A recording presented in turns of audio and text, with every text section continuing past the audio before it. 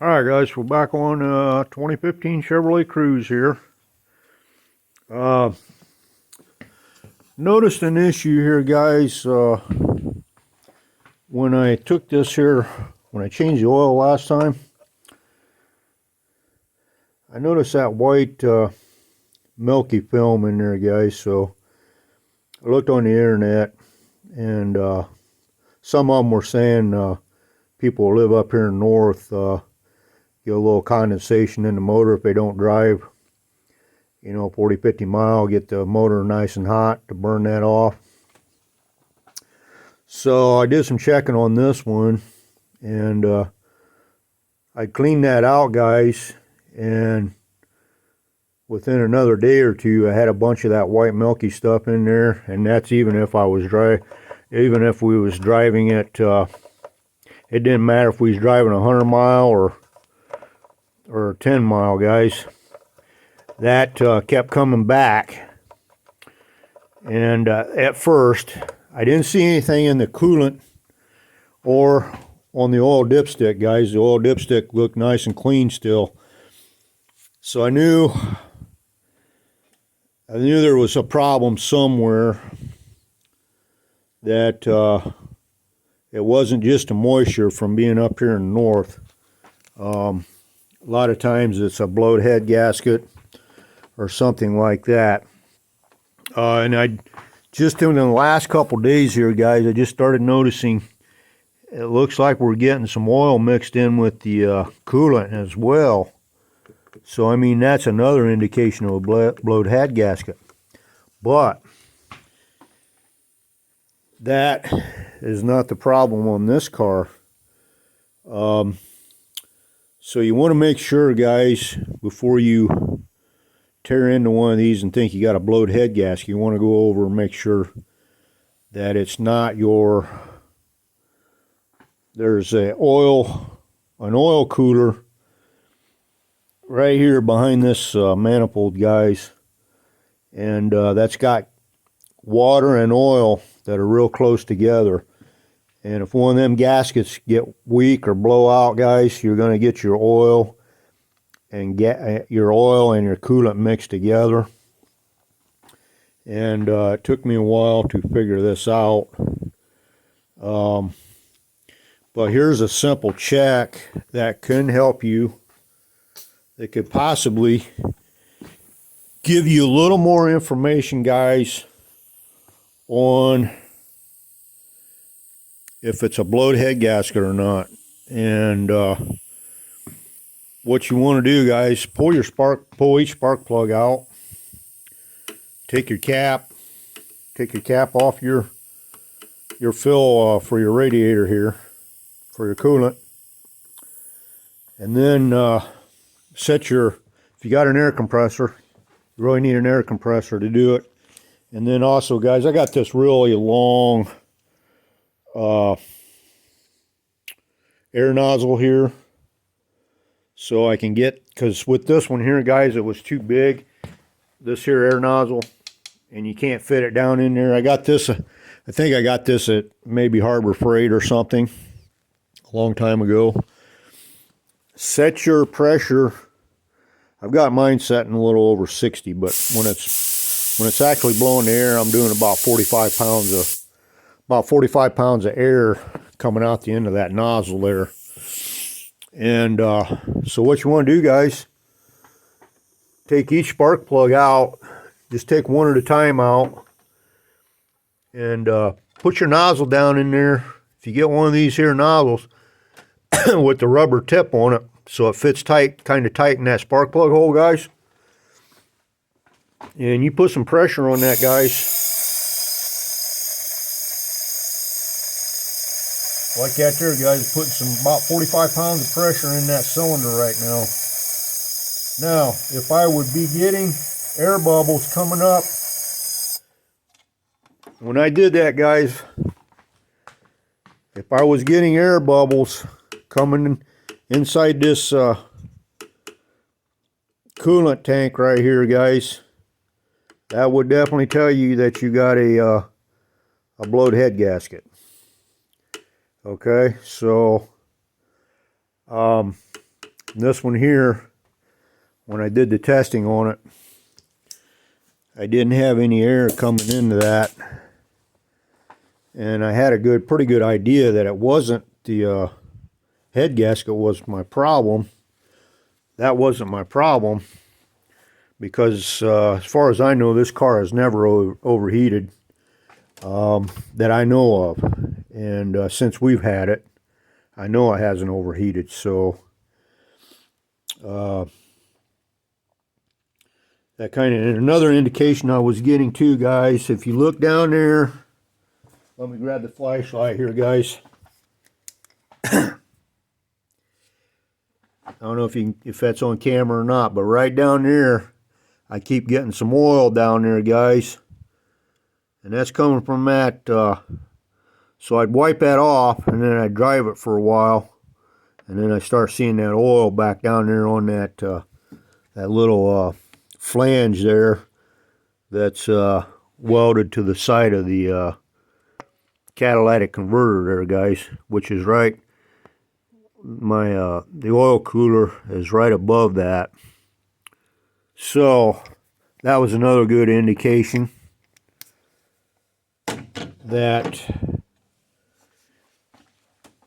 either the oil cooler behind this has got a crack in it, or the seals are bad. And I'm guessing probably the seals I'm guessing the seals probably went bad in this, because you got a lot of heat in there, and eventually those seals will give out, especially if you do any kind of work back in here, because I did have to change this water pump out not too long ago, guys. And then this here pipe, the oil cooler pipe, I had to pull that out, and I put a new gasket on that oil cooler pipe, and it's not leaking antifreeze there. But since I did a flush on this as well, when I flushed everything out, because I ended up flushing the whole system out, and ended up going with the green, because I got a whole bunch of that green antifreeze instead of the Dexol or whatever you want to call it, the orange stuff. This here, the green, you got to change it more often than you do the orange, supposedly. I mean, I change them pretty regular anyways. Every few years I end up changing out the antifreeze anyways. But with the orange stuff, you can go, I guess you can go quite a bit longer on your changes there. But like I said, I had a whole bunch of that green, so I went ahead and flushed everything out. And so now we got this problem showing up after about a few thousand miles, that we got a leak here, like I said, coming into my, wasn't sure if it was a head gasket. I was leaning more towards the head gasket until I started doing some more research on it. And I kept checking this here. Like I said, I cleaned that out. This oil cap here, I cleaned that out every couple days, and then it would come right back. It was just, so I knew it wasn't just from condensation, like I was seeing on some of the other videos there, on the other YouTube videos on why you would be getting moisture mixed in with your oil at your oil cap. I guess that does happen, but when it's doing it a few days after and you're getting a lot in there. And then also I was noticing over here on the where the PCV connector is to the throttle body, I was getting a lot of that white residue around that. And when I took that apart, I took this apart, it was full of that milky looking stuff too was inside that hose right there. So I knew I had some kind of a problem there, guys. And like I said, I'm not going to go over a video on how to change that out, this here oil cooler, because there's a lot of other videos out there to show you how to do that. It's a little bit time consuming because you got to tear all this stuff apart. And then also, guys, make sure you get your gasket kit. If you're going to put a new one on, get your gasket kit ready. Make sure you got all the gaskets and stuff you need for that, because you got these metal water lines here that carry antifreeze, and them got, I think there's maybe four different places that them got them little round O-rings that go in there in each place over here where it connects in here somewhere. And so you want to make sure you got all your gaskets before you tear into this, and then also make sure you got your gasket for your manifold head, or your exhaust manifold here. Make sure you got that gasket, and then also that gasket that goes down there and connects to your that connects right down here, guys, your exhaust. There's another gasket that you're going to want to get too when you tear this apart. So you got all your gaskets that go on your catalytic converter there, guys. You want to make sure you got all them gaskets, because you're probably definitely going to need them if you do get into tearing one of those apart. So I guess from what I was reading on the internet, there is some issues with those oil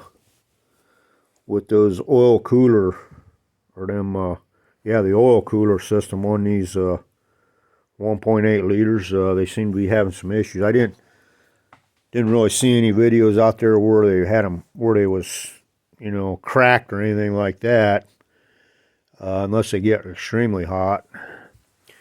It's usually just the gaskets in there, I guess, that go bad. But anyways, guys, I went ahead and ordered a whole new, all new there. The whole new thing was only like, I think about 50 or 60 bucks for that whole complete oil cooler system. It's already all put together and stuff.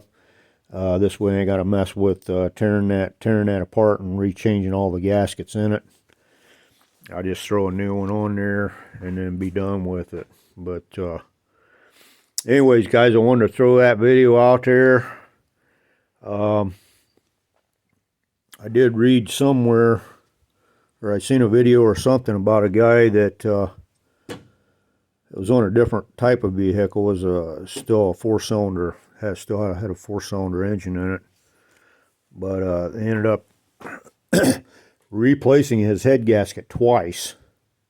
Can't remember what GM vehicle it was, but I think it was on this 1.8 liter motor too, because it's a four-cylinder, and they changed out ended up changing out the head gasket twice on his, and because they must thought that didn't take care of the problem, because he was still getting some oil up here in his coolant tank, and they replaced that twice, and he was still getting coolant up there.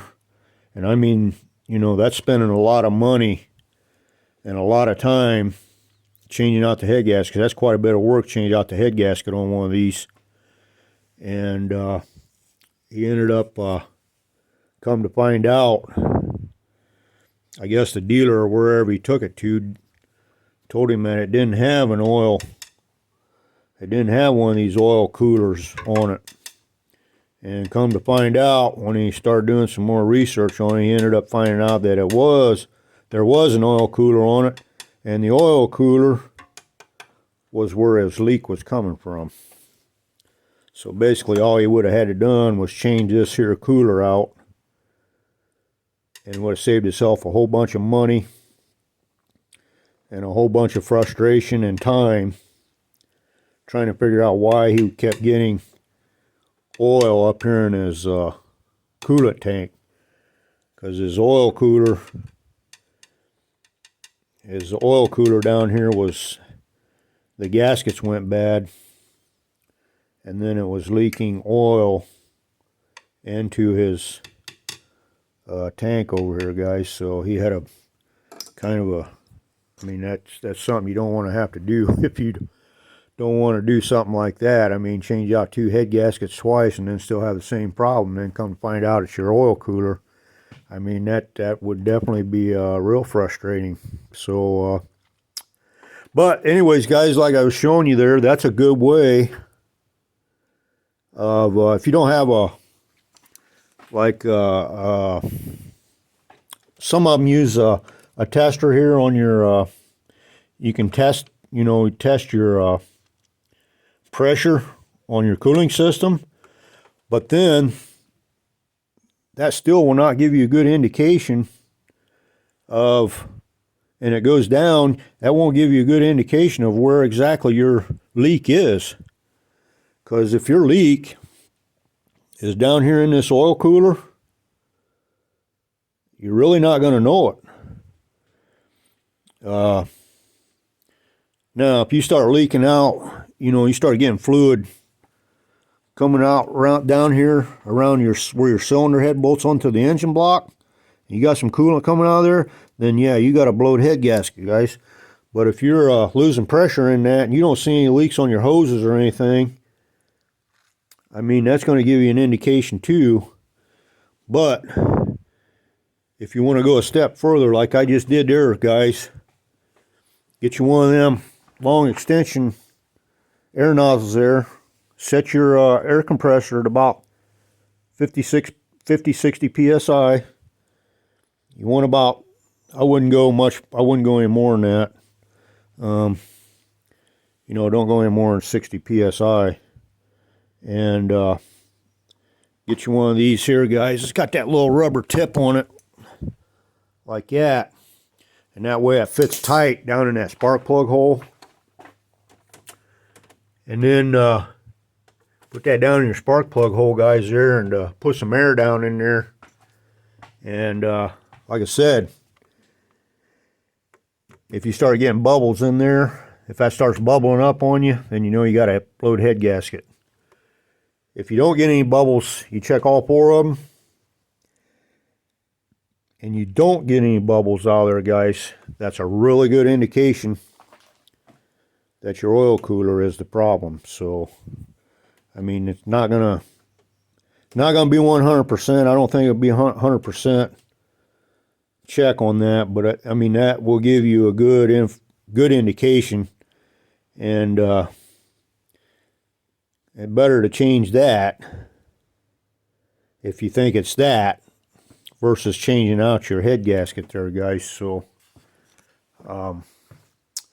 anyways, guys, I thought I'd throw that out there. I didn't really see any videos on how to maybe, you know, do a little more diagnostic checking on one of these 1.8 liters. Probably same on a 1.4 liter. Some of your other smaller